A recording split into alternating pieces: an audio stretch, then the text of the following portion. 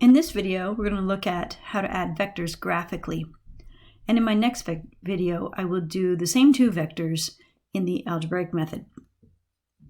So to add vectors graphically, we're going to be using what's referred to as the tip-to-tail method. So basically, we will draw both vectors.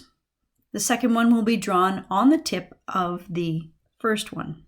So always begin your drawing at 0, 0, and then measure from 0 degrees this way, counterclockwise for any of your angles.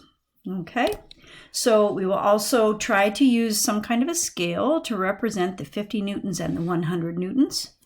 So that's why I chose to round values so that you can see that this vector should be twice as long as the first one because it is twice as strong. So let's see. We will measure my angle, and normally I would use a protractor, but on this one note, I can measure with this. So I'd use a protractor, measure off 20 degrees, and I will draw a vector that is representing 50 newtons. So maybe it's going to be 5 centimeters on my page, something like about that. Put a arrow on it to represent its direction. So we have 50 Newton force here, and we have a 20 degree angle made with the positive x-axis. And to start a second vector on the tip of that one, we will create a new little xy axis right here. Just a new place to begin. It's almost like a new 0 right there. And so there's y and there's x that way, as usual. And now we're going to measure 130 degrees. So, and I'll do this one in green. And so we're still measuring with our 0 degrees here and counterclockwise. So 130 degrees is going to be off in this direction, right? So let's just measure that. It's equivalent to measuring,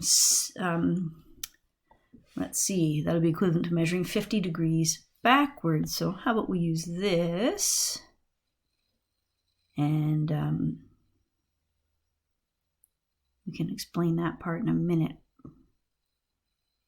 50 degrees. So we would draw up in this direction, and it should be a line that is twice as long as the other one. So the 130 degrees is measured in here.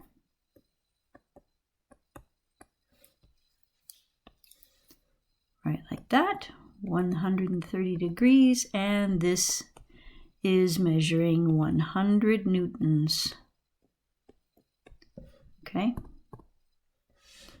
So notice that line is approximately twice as long. If I was measuring them, I would have 5 centimeters and 10 centimeters, or 2.5 and 5, something like that.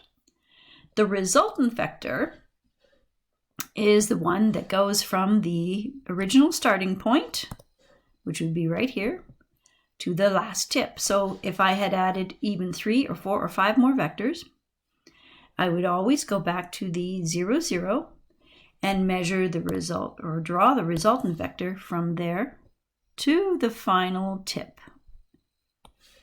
All right, so here is the resultant. This is the sum. And graphically, we can figure out what that is in polar form by measuring its length and the angle that it makes with the positive x-axis and angle.